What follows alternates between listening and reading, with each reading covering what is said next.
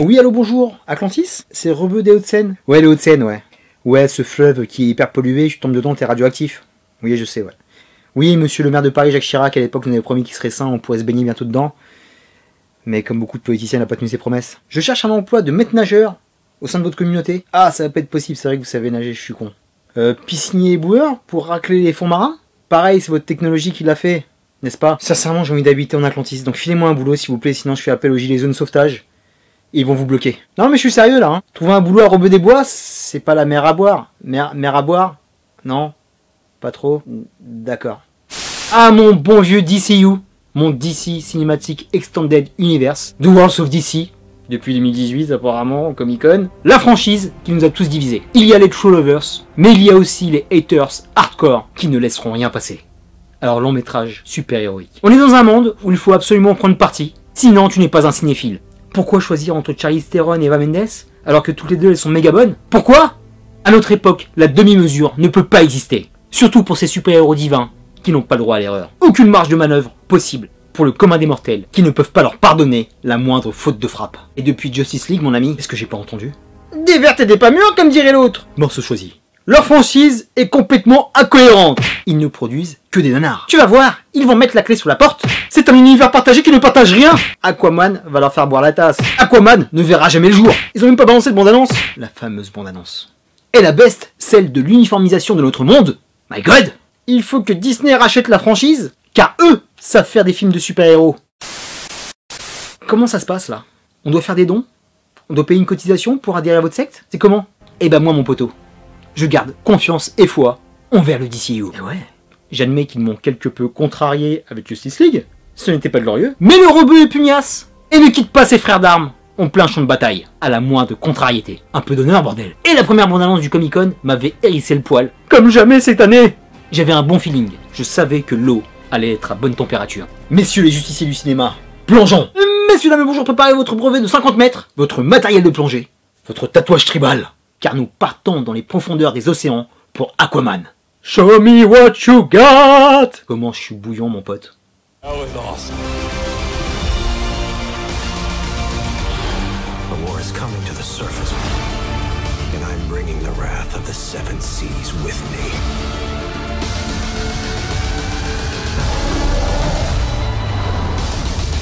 Bon, je retourne sur la terre ferme, je commence à avoir le mal de mer, moi. Mon film de cette fin d'année qui clôture la saison des blockbusters 2018. Quand j'ai vu les dernières sorties qu'on s'est mangées cette année, j'étais très inquiet. Mais je te le dis tout de go, mon chronicle de la piscine municipale, cet Aquaman est un tsunami de plaisir partagé. J'ai kiffé, j'ai surkiffé, comme un bon gros film que doivent être plus souvent nos films de super-héros. Un divertissement avant tout, avec tout de même une histoire assez solide. Et Aquaman, c'est ça. Le film m'a pris par la main et m'a invité à une aventure dans des contrées inconnues. Même si je connaissais bien le comics, de le voir sur un grand écran, c'est une complète découverte qui m'a renvoyé à mon enfance, quand je voyais pour la première fois les yeux émerveillés dans mon petit cinéma de quartier. Indiana Jones et le Temple maudit, ou encore l'Histoire sans fin. Unforgettable, inoubliable. Et les années passent, et gamin, j'aurais jamais pensé voir un tel film sur grand écran. Surtout après le Aquaman de Smallville, et le pilote foiré de la CW, et un qui me donnait un petit espoir, c'était le clin d'œil d'Entourage, dans la saison 2, où James Cameron lisait le film, et il avait pris Vinny Chase en Arthur Curry. Il y avait une petite scène hyper sympa sur le ponton de Santa Monica, et je me suis dit que ce film était faisable. Et James Cameron, avec l'attrait qu'il a pour la mer, ça l'aurait fait grave. Tant pis, il est parti faire Avatar. On va pas parler d'Avatar. Ici, grâce à ce film, c'est encore un rêve fantasmagorique de cinéma qui se réalise. Merci. Détends-toi. Ce blockbuster ne sera pas le film de l'année. Il ne changera rien à la face du monde. Mais crois-moi, avec la période qu'on vit, de voir un bon petit film au cinéma avec ses potes, ça fait du bien. Il aura honoré son contrat sur tous les fronts de l'attaque. Nous faire triper, nous faire rire, et nous émouvoir. Les boys, c'était parfait. Comme d'habitude avec ce genre de blockbuster, nous allons partir sur un pause d'eau chaude et un petit cans d'eau glaciale. Parce qu'il y a des choses qui m'ont déplu, les gars.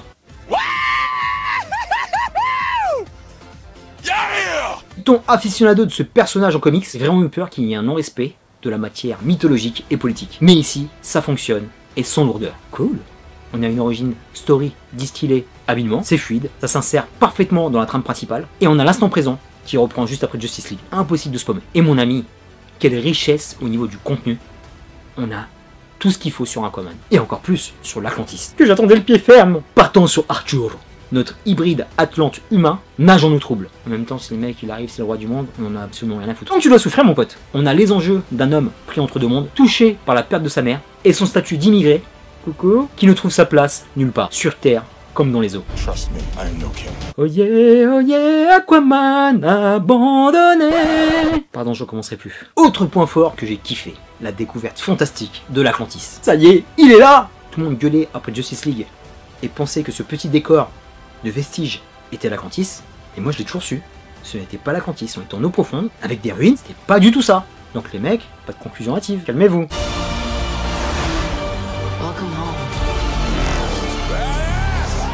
Ici, on convoque tout le bestiaire de personnages Poiscaille, son demi-frère Orm, qui est Ocean Master, Kignerus, le roi de Xeben, Vulko, un magnifique Mera et la reine Altana, côté humain, on a bien sûr Black Manta, d'autres personnages qui m'ont surpris, je vais te laisser découvrir en salle. Car il y a du beau linge, c'était top. On s'offre le luxe de visiter la cité par son passé, son présent, et peut-être son futur qui s'annonce graveleux. Comme dans Game of Thrones, c'est Seven Kingdoms, décidément le chiffre 7 revient souvent. De ses fondations à sa destruction et à sa fomentation de guerre civile, fomentée par Ocean Master pour redorer son lustre d'antan et de régner sur la Terre. Monsieur est ambitieux, mais t'es un vilain quand même, hein. Il y a de vrais enjeux politiques, moraux, un petit message écologique, répété un peu partout de nos jours, mais qui est nécessaire pour un Aquaman. Bien vu les gars. Le rendu de l'Atlantis est somptueux, c'est une parfaite mixture entre la tradition et la modernité. Idem au niveau des fonds marins qui sont majestueux, une civilisation futuriste qui a des millénaires d'avance comparée à la Terre. Le underwater est super bluffant. Au fur et à mesure du film, on oublie qu'on est sous la flotte. Je ne t'en dis pas plus, mais en salle, tu vas en prendre plein les mirettes. C'est sidérant de beauté. Et passons à l'action. C'était un feu d'artifice, ou plutôt une vague Maverick qui t'arrive en pleine poire. J'ai failli me noyer tellement c'était bon. On a des combats spectaculaires, variés, du corps à corps qui est aussi entre le catch et les arts martiaux, tellement ça tabasse sec, des fights au sabre, au trident, façon samouraï gladiateur, un Spartacus dans les eaux, la bombe, des gunfights futuristes, avec toute l'armée des Atlantes porte des armures mecha, je m'y attendais pas, c'est tellement ouf. Et attention, au niveau des batailles épiques, avec toute la peuplade atlante qui se fout sous la gueule, je n'avais pas vibré autant depuis Lord of the Ring. C'est dire. Un autre côté hyper sympa, les courses-poursuites flash gordoniennes, je valide à mort. Nostalgique, le rebeu. Et aussi une autre magnifique et surprenante, le fight horrifique, Swan Touch oblige, avec les créatures des profondeurs. Les visuels étaient à tomber mon pote. J'ai chaviré. Enfin pas dans la fosse parce que c'est le bordel, hein. Quelle folie. Transition toute trouvée, James Wan, parlons-en. Le mec est au sommet de son art. C'était l'homme de la situation pour nous rendre cet univers crédible et plausible. C'est fertile, c'est beau, ça ruisselle d'idées de mise en scène. Les visuels sont hallucinants. Les scènes d'action sont filmées plomb large pour qu'on ne rate rien du spectacle qui nous est proposé. Et sa caméra qui suit les mouvements des protagonistes, qu'on a vu souvent dans ces films, c'est époustouflant de précision. James, you are the one. James Wan, you are the one. Non. Casting. La distribution est une des plus grandes réussites du film. Commençons par le Momoa Time. Arthur, ton saumon, tu le prends avec un peu de curry?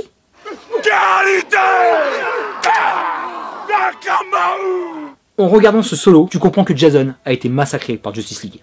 En lui donnant cette tonalité de rebelle grincheux à l'hygiène douteuse, ça ne pouvait pas marcher.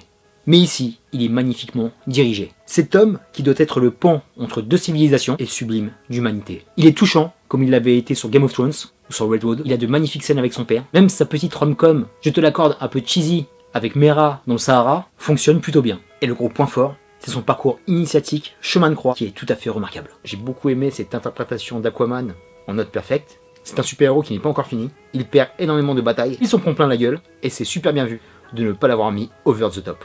Jason Momoa nous fait une super perf, et c'était loin d'être gagné. Bien que cet Aquaman ait des points communs avec le comics, cet Arthur Curry n'a rien à voir. C'est limite un Arthur Curry d'un monde parallèle. Il est ici transformé, en prenant en compte les spécificités du comédien. On a affaire à un Arthur, Jason Momoa Curry, car on base le personnage sur ses origines hawaïennes, polynésiennes, sur sa personne à la ville, son côté bro,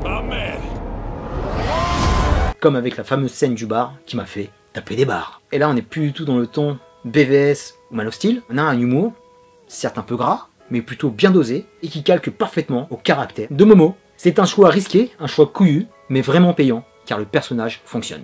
Il est investi, il est en plein kiff de jouer un tel héros pas comme les autres, ça transpire de sincérité et d'engagement à l'écran. Bravo Momo.